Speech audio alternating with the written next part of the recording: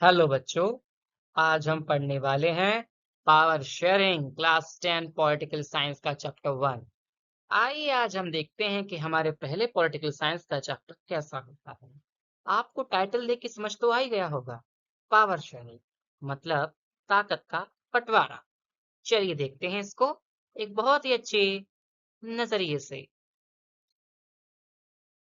Can a power be shared without a weakening country? क्या एक power एक बहुत ही ज्यादा कमजोर देश में बच सकती है जिसमें फेयरनेस और डेमोक्रेसी दोनों हो? देखते हैं इसी बात को। सबसे पहले बच्चों हमें ये पता पढ़ाना होगा कि व्हाट इज पावर शेयरिंग, ये होती क्या है। Power sharing means distributing political powers among institutions, levels of government, social groups and political party. In a democracy, people are ultimate source of all political power and a diverse group deserve a voice in a shaping public policy. देखा जाए तो power sharing का मतलब ये होता है एक प्रकार से कि पॉलिटिकल पावर विभिन्न इंस्टीट्यूशंस, मतलब कि देखा जाए लेजिस्लेचर, एग्जीक्यूटिव या जुडिशरी में बटे। लेवल्स ऑफ गवर्नमेंट जैसे कि state, union, local government, social groups में बटे, या कोई और लिंग्विस्टिक ग्रुप्स है या कोई और सामाजिक जो ग्रुप्स बनाए जाते हैं उनमें हो। पॉलिटिकल पार्टी जिसे हम कोलिजन गवर्नमेंट कहते हैं। अगर ये सभी चीजें डेमोक्रेसी में आ रही हैं तो ही डेमोक्रेसी कहलाती है, क्योंकि peoples are the ultimate source of all political party. अब इसी चैप्टर में हम देखेंगे एक दो कॉन्ट्रास्टिंग स्टोरी, बेल्जियम और श्रीलंका को साइड बाय साइड से। अगर हम देखा जाए तो बेल्जियम ने एकोमोडेशन डाइवर्सिटी को ज्यादा प्रिजर्व करा यूनिटी के लिए, और श्रीलंका ने मेजोरिटेरियनिज्म डिपेंड कॉन्फ्लिक्ट, मतलब कि राजतंत्र ज्यादा उनने कर दिया, जो लोग भारी संख्या में हैं वो लोग ही करेंगे राज। अब देखते हैं क्या ये डेमोक्रेसी का पहिया चल पाता है या टूट जाएगा। देखिए, पहली चीज देखा जाए तो बेल्जियम ने अकोमोडेशन क्यों चूज कर, देखा जाए तो ये देश जो था वो तीन भाषाओं के साथ था। 59% लोग रहते थे फ्लेमिश रीजन में जो डच भाषा बोलते थे, बाकी 40% में जो वेलोनिया रीजन में रहते थे जो फ्रेंच स्पीकिंग थे, 1% ईस्ट में जो जर्मन बोलते थे। अब लेकिन बात यह फंसती थी कि ब्रुसेल्स की जो राजधानी थी वहां पर 80% फ्रेंच स्पीकिंग लोग थे और 20% डच स्पीकिंग लोग थे। तो इसी वजह से बहुत ज्यादा तनातनी कॉन्फ्लिक्टें होती रहती थी। और एक कारण और था, क्योंकि फ्रेंच लोग जो थे वो काफी पढ़े लिखे धन धान्य से संपदा से लोग थे, और डच स्पीकिंग कमजोर बेहाल, पॉलिटिक्स में उन्हें कुछ पता नहीं रहता था। तो इसी की वजह से कॉन्फ्लिक्टें होती रहती थी। अब जब इसी का पूरा ताबड़तोड़ करने के लिए एक constitution written for the peace, शांति के द्वारा कॉन्स्टिट्यूशन बनाया गया। 1970-1993 के बीच में बेल्जियन लीडर्स आए, उन्होंने कॉन्स्टिट्यूशन को 4 बार अमेंड करा, मतलब 4 बार बदला, और एक वर्केबल अरेंजमेंट बनाए। सबका इक्वल रिप्रेजेंटेशन रहे, रीजनल ऑटोनॉमी रहे, कोई भी सिंगल कम्युनिटी दूसरी कम्युनिटी पर हावी ना हो, सब कुछ सामान्य रूप से शांति से चले। ये था बेल्जियम का मॉडल। अब बेल्जियम ने पावर शेयर कैसे करी, ये बहुत सुंदर है। देखा जाए तो बेल्जियम ने सबसे पहले सेंट्रल गवर्नमेंट, फिर रीजनल गवर्नमेंट, ब्रसल्स गवर्नमेंट और एक कम्युनिटी गवर्नमेंट की स्थापना करी। सेंट्रल गवर्नमेंट ने उसने कहा कि डच और French speaking minister equal equal seat लेंगे, और कोई भी स्पेशल लॉ अगर लगाना होगा तो मेजोरिटी चाहिए होगी, और हर लिंग्विस्टिक ग्रुप से, जिससे कोई भी कम्युनिटी ज्यादा ओवर रूल में ना आए। दूसरी रीजनल गवर्नमेंट, फ्लेमिश जिसे हम फ्लैंडर्स कहते हैं, वो वेलोनिया को दोनों प्रकार से रूल करेंगे, ओन स्टेट गवर्नमेंट बना लें, जिससे real power transfer on the centre हो पाए, जिससे वो सबऑर्डिनेट नहीं बनेंगे। तीसरी ब्रुसेल्स बन गई, जिसकी अलग गवर्नमेंट, क्योंकि वो राजधानी थी, वहां पे तनाव तनातनी और बहुत सेंसिटिव एरिया ज्यादा था। कम्युनिटी गवर्नमेंट ने कहा कि हम कल्चर, एजुकेशन और लैंग्वेज रिलेटेड मैटर्स देखेंगे, इससे सबसे ज्यादा यूनिकली बेल्जियन मॉडल कहा जाता है, ये सबसे अच्छा रहा। तो आगे बढ़ते हैं इसी के साथ। वहीं देखा जाए श्रीलंका तो एक आइलैंड नेशन है, जिसमें 74% सनाला स्पीकर्स, 18% तमिल स्पीकर्स, 13% श्रीलंकन तमिल जो नेटिव थे, 5% इंडियन तमिल थे। अब देखा जाए तो इनकी जो पॉलिसीज थी काफी ज्यादा पेचीदी थी। 1948 में इन्हें इंडिपेंडेंस मिलती है, फिर 1956 में सिन्हाला ने कहा कि अब ही सिन्हाला ऑफिशियल लैंग्वेज रहेगी और Tamil university admission government jobs जो कुछ भी होगा सिन्हाला एप्लीकेंट को मिलेगा और तमिल को साइड डन कर दो। एक प्रकार से कॉन्स्टिट्यूशन ने भी ऑफिशियल रिकॉग्निशन या ऑफिशियल रिलीजन का दर्जा भी बौद्धिज्म को दे दिया, जिससे तमिल कम्युनिटी एलिनेटेड यानी कि बहुत ज्यादा गुस्से में आ गई और उन्हें लगा कि उनके साथ डिस्क्रिमिनेशन हो रहा है और जिससे वो एक प्रकार से देश से उन्हें निकाला दिया जा रहा था।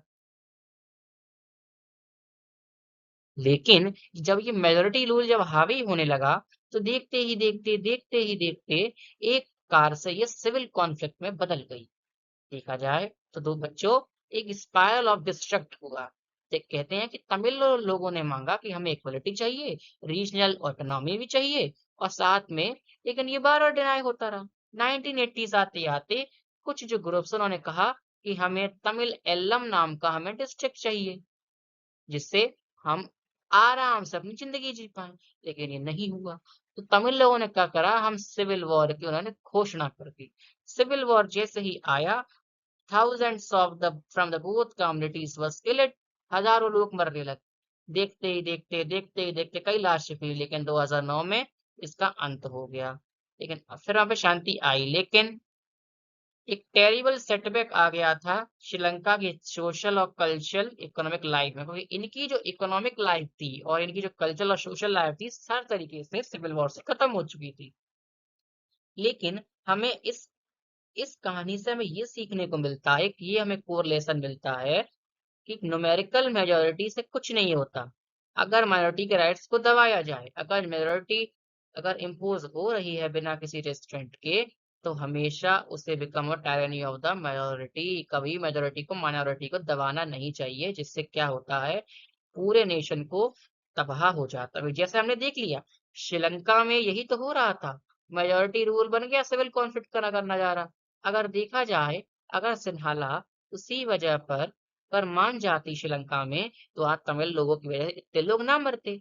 देखा जाए तो majoritism is not a democracy. True democracy means protecting every community's voice, not just a largest group preferences. यही हो रहा था वहां पर। लेकिन अंत में जाके 2009 में इतने सारे लोगों की जान जाने के बाद ये सब कुछ हो पाया। अब सबसे अच्छा टॉपिक हमारे पास आया, why is power sharing desirable. मतलब पावर शेयरिंग इतनी ज्यादा अच्छी क्यों है, क्यों पसंद। सबसे पहला रीजन आता है हमारा प्रूडेंशियल रीजन। प्रूडेंशियल रीजन ये कहता है कि पावर शेयरिंग जो होती है वो रिड्यूस करती है सोशल कॉन्फ्लिक्ट को, तो जो हमने श्रीलंका वाले मैटर में देख लिया। देखा जाएगा सोशल कॉन्फ्लिक्ट होती है तो वायलेंस और पॉलिटिकल इंस्टेबिलिटी आएगी। तो कोई भी हमारी विदेशी पावर या फॉरेन जो पावर है वो हमें किसी तरीके से किसी भी कंट्री की सोवरेनिटी भंग कर सकती है। अगर सबको सही रहेगा तो एक स्टेबल पॉलिटिकल ऑर्डर भी रहेगा। साथ ही में मेजोरिटी की जो है चाहती है वो efficient in the short run रहेगी, but it undermines the national unity in the long run. और ये लॉन्ग रन के साथ बढ़िया तरीके से हो पाएगा। बट मोरल रीजन देखा जाए तो power sharing is the very spirit of democracy. अगर डेमोक्रेसी में ही जनता को दबाया जा रहा है तो डेमोक्रेसी किस काम की। इसी वजह से have to right to be consulted and to participate in governance and excluding any group to violate the fundamental democratic principle. अब देखा जाए तो हम बच्चों इस बात को, आपको बहुत अच्छी लाइन है ये, इसको आपको अच्छे से ज्यादा याद करते रहना है। The power sharing is a good because it helps to reduce the possibility of the conflict between social groups and power sharing is the way spirit of democracy। ये एनसीईआरटी चैप्टर 1 से ये बहुत अच्छा आंसर है। अगर कोई पूछता है why is power sharing desirable, अगर वेरी शॉर्ट में आंसर आता है तो आप ये आंसर बेझिझक लिख सकते हैं।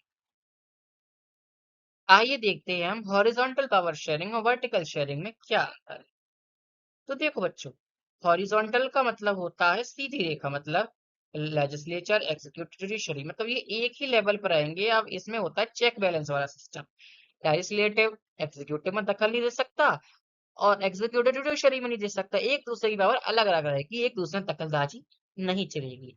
वर्टिकल मतलब ऐसी पावर, मतलब इसमें लेवल हो, धीरे धीरे करके लेवल चलते चले, सेंट्रल है, स्टेट, लोकल लेवल ऐसे करके चल रहा है।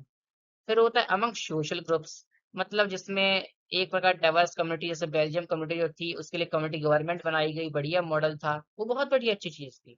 पॉलिटिकल पार्टीज ग्रुप के लिए जिसमें मल्टीपल इंटरेस्ट, देखा है आप कोलिशन गवर्नमेंट का नाम सुना है। कोलिशन गवर्नमेंट में क्या होता है, अगर कोई पार्टी 272 सीट नहीं जीत पाती है इंडिया में, तो उसे कोलिशन बनाना पड़ता है, तो उसे अपनी सहायक पार्टियों से मदद लेनी पड़ती है और उनकी जो राजी है, उनका जो इंटरेस्ट है, उन सभी को देख दाख के चलना पड़ता है। उसे हम कोलिशन गवर्नमेंट कहते हैं। अगर नहीं चलेंगे तो सरकार गिर जाएगी, जो आज मोदी जी की सरकार चल भी रही है उसी प्रकार से।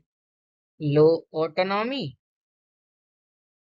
देख लीजिए आप, लो ऑटोनॉमी यहाँ पे आ जाता है ऐसे करके, बढ़िया। और इस साइड पे हाई ऑटोनॉमी आ जाती है, इसमें वर्टिकल और सोशल ग्रुप्स आ जाते हैं। इसी प्रकार से ये आप इसका स्क्रीनशॉट या फिर इस चीज का सबसे अच्छे से नोट करके रखियो कि ये बहुत ज्यादा आती है एग्जाम में। So bye bye friends, thank you. जय हिंद, जय भारत माता की, थैंक यू।